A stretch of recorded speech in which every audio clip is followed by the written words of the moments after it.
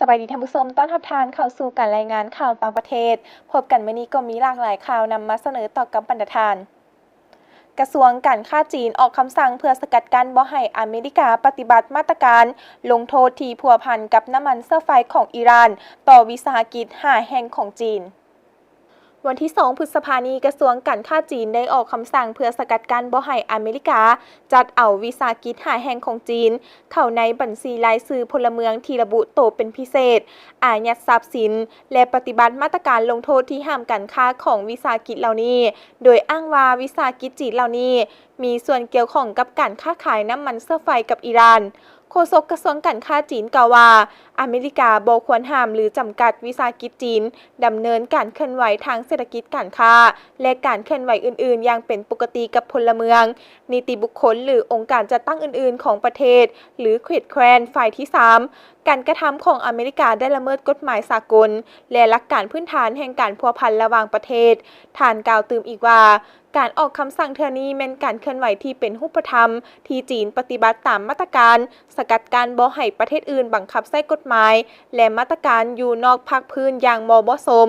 ซึ่งจะมีผลกระทบต่อจีนและปฏิบัติพันธสากล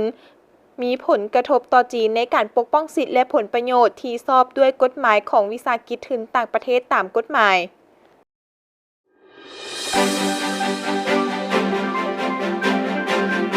วันที่ 2 พฤษภาคมนี้ท่านโดนัลด์ทรัมป์ประธานาธิบดีอเมริกากล่าวว่า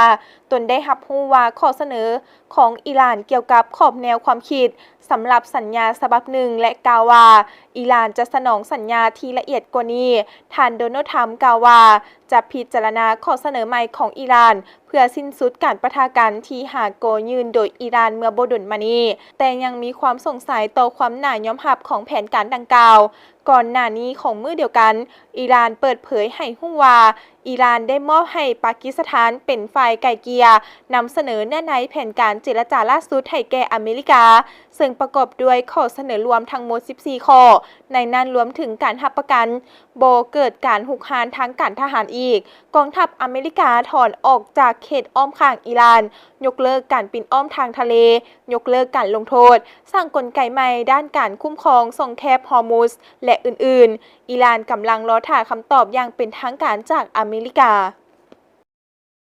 ท่านผู้ชมที่ผ่านไปนั้นก็เป็นข่าวสารต่างประเทศที่ทางภาคข่าวต่างประเทศของพวกเราได้นำมาให้ประธานได้รับชมและพบกันใหม่ในมื้อหน้าสำหรับมื้อนี้สบายดี